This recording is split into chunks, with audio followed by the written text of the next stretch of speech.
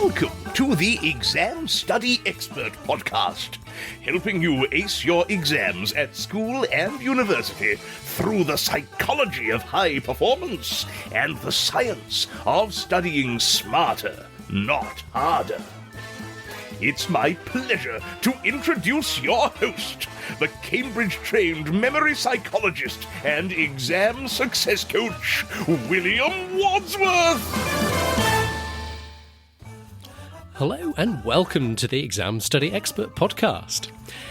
It's exam revision season for quite a lot of students at the moment, so to help people out with that, this week I'm doing something a little bit special and broadcasting 5 daily episodes covering 5 powerful upgrades that can really help you move the needle when it comes to the effectiveness of your overall study system.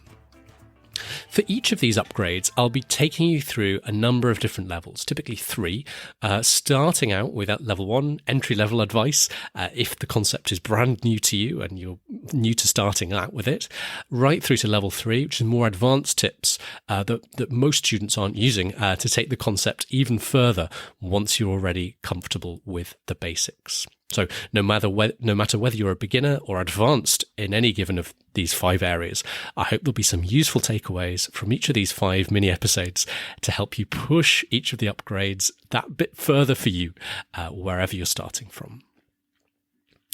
Let's dive right into day 2 and my second upgrade.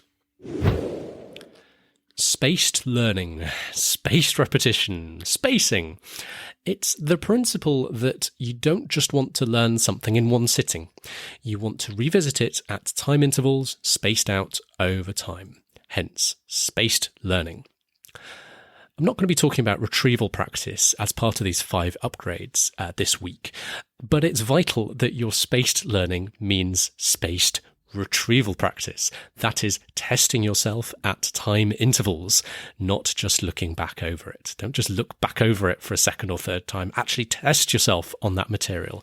Practice recalling it from memory and spacing that practice out over time.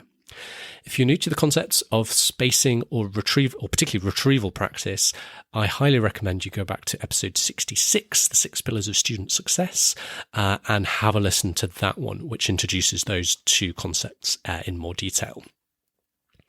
So when it comes to implementing the idea of spacing, level 1, the basics, is simply understanding that this is something you need to do. And this is where most people are at, in my experience. The majority of scholars I talk to intuitively understanding that they should be spacing, which is a great start. It's a concept a lot of people, don't need me to explain. They know it intuitively. Perhaps they've heard it before, or it's just something they have an instinct about. And it's a good instinct. It's the right instinct. We should be spacing. The trouble is, and this is why we're doing a whole episode on it, spacing is a really tricky thing to actually implement and to act on consistently. So most people end up stuck at level 1, knowing they should space, but not really doing it consistently. Level 2 advice, then, is about how to move past that hurdle and go from perhaps doing spacing inconsistently, kind of from time to time, to actually starting to space consistently. How do we do it? How do we cross that chasm? Well, the answer is one I came up with years ago and have kind of gradually refined and honed over the years through teaching. And it's ended up as one of my absolute all-time favourite top tips. And it's a little bit of a house speciality. So listening carefully, this is a good one. Here's what you do. Every time you sit down to study, to revise, don't start by revising new material. Start with 5 to 10 minutes testing yourself on whatever it was you did in your last revision session. So let me just unpack that idea. Every time you sit down to revise, don't start with new stuff. Start by testing yourself on what you did last time. Part of the power here is it's simple. You don't need overly elaborate, complex tracking or planning tables, as I was talking about last time. I'm not a fan when things get complex because it means we don't do them, we can't stick to them. And it's really easy for your spacing plan to get pretty complex pretty quickly. So the beauty of this system is it builds in little spacing opportunities right into your study routine Very simply, all you need to do is remember every time you start a new revision session, don't start with new material, start by testing yourself on whatever you did last time. It's also very flexible, so it doesn't matter how you set up your revision timetable, your study routine. We, again, talked a little bit about that last time. It doesn't matter how you've got it set up, whether you're doing, 1 hour on Monday, Wednesday and Friday nights, or whether you're doing half-hour blocks right throughout the whole day, 9 to 5, Monday to Friday. It doesn't matter. However your timetable looks, however your routine looks, this principle still works.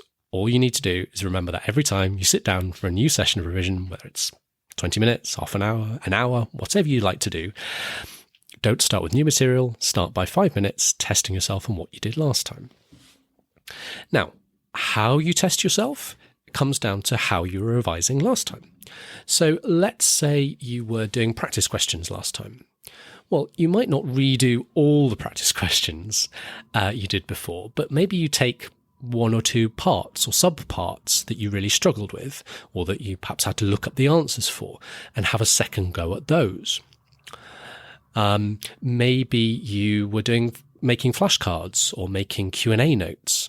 I talk about these in much more detail as part of my upcoming course in the Study Smarter Network, Total Memory Mastery. By the way, I'll talk a little bit more about that in a second. But if you were making flashcards or making Q&A notes, you would simply test yourself on those Q&A notes, on those flashcards, in the 5 to 10 minutes at the start of your next study session. Nice and simple. So we've got one round of spaced testing in your next study session, whenever it is. We want to include a second one as well. So I recommend choosing a day each week. Let's say it's Friday. And whatever studying you do on a Friday, you're not looking at new topics at all for the whole of Friday. Friday just gets dedicated to a whole day of testing yourself now on everything you've done in the last 7 days. So by the end of the week, we've got in 2 rounds of spaced testing. One in the next study session, and then one in Friday at the end of the week. If you can do that, you will be in the top fraction of a percent of students in terms of the consistency of your spacing. So few students do this well, do this consistently, but this is such a great strategy. I've seen it work time and time again. It's a really good strategy for actually making the principle of spacing work for you in practice. So once you've got that dialed in, that's level 2. That's fantastic. I would be so happy if you get to level 2. Is there any advice I've got left for you? Is there a third gear beyond level 2? Well, as always, of course there is. There's always more I can give you. There's always more you can learn. There's always an extra level you can take it to. And when it comes to level 3, getting to be a really advanced spacing executor of spaced practice, you start to take that default advice, test yourself once at the start of the next session and a second time at the end of the week. That's the kind of starter advice. And now you start to personalize it for you and tweak it and adapt it. In a nutshell, what you're doing when you're tweaking and adapting it is you're trying to get the right level of difficulty in your spaced testing. So every time you test yourself, you're not looking for the test to be too hard, but you don't want the test to be too easy either. There's this kind of golden zone somewhere in the middle where it feels a bit challenging, but not impossible. That's what we're aiming for. So if you're consistently finding the tests extremely challenging, your testing extremely challenging, you may want to add in more rounds of spaced testing closer together. So do more rounds of repetition and do them closer together in time. On the other hand, if you're consistently finding the tests really easy, you want to be aiming for fewer rounds of repetitions and spacing them further apart. As I mentioned, I'm bringing out a course called Total Memory Mastery as part of the Study Smarter Network. And part of this course will cover in detail a range of templates for effective spacing routines, as well as so much more to help you learn as fast as possible, especially if you've got a large volume of memorization work to do for your exam. I'm recording Total Memory Mastery this week, and I'm so excited to be putting it together. I'm having huge fun doing it. It's the most comprehensive program I've ever put together on how to learn effectively, probably my favorite topic of all, covering both the essential memory science that I believe all scholars should know about, as well as hopefully you might expect from me, lots of super clear practical advice, step-by-step breakdowns, clear illustrations of what you're aiming for on exactly how to put best practice into action. tons of really practical, pragmatic hints and tips to make sure you get the most out of your chosen learning strategy, whichever of the ones I teach that you ultimately decide you want to go for. Now, one of the extra little goodies I'm including in Total Memory Mastery is the Tech Vault. So tech tools like Quizlet, Anki, Brainscape are becoming ever more popular learning solutions. They're not the only ways to learn effectively, and I do cover some excellent other options as part of Total Memory Mastery. But for those of you who do choose to go down a tech route, this little video series in the Tech Vault is there for you. It's a video walkthrough of how to set up your learning app of choice for success, what settings to use, some of the things I recommend in terms of kind of how you set up your flashcards, for example, in Quizlet or Anki, to make sure you get the best results from it. Because I think all of these learning apps can work really, really well, but they all do have some quite significant flaws if you're not careful in how you use them. So for the first time, I wanted to teach that, and you can find those video walkthroughs in the Tech Vault. Study Smarter Network members will start to see the Total Memory Mastery lessons going live in their course library over the next few days.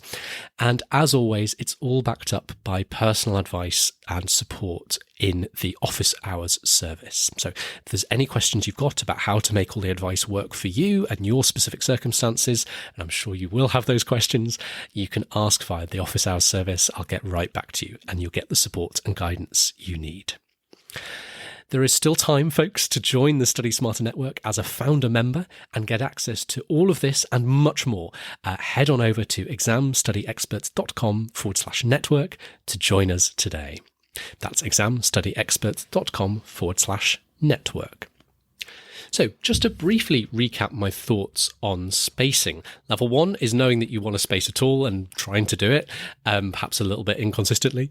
Level 2 is that advice about how to start to do it consistently. So 2 spacing repetitions, 1 at the start of the next study session, 1 at the end of the week. And then level 3, making taking that starter kit advice with those 2 levels of repetition and personalizing it, making your spacing routine work for you. And again, lots more detail on how to do that and the right way for you, available for you as part of Total Memory Mastery, backed up by personal advice and support in the Study Smarter Network. Please do check it out, examstudyexpert.com/network. And just a signpost, what's coming up next in this little mini-series. So tomorrow's episode will be all about effective ways to practice maths-style problems so that you're test-ready and you get maximum points on the quantitative elements of your course. And then the day after that, I'll be talking about maximising your mark for longer written-style responses that you have to produce in exam conditions, so almost like exam-style essays or mini-essays. Most of you listening are either going to be facing some maths or quantitative component as part of your course, or those kind of longer written essay style questions, answers in the exam, or maybe even both of those. So I hope there'll be something for everyone over the next couple of days. Some really good advice I think I've got for you coming in both of those areas. So I look forward to seeing you then. Please do tune in. Look forward to your company for those. For now, thanks so much for joining us today. I hope this has been really helpful. Good luck with your spacing. It's such a powerful tool. I'm so excited for you to start using it. And I wish you every success, as always, in your studies.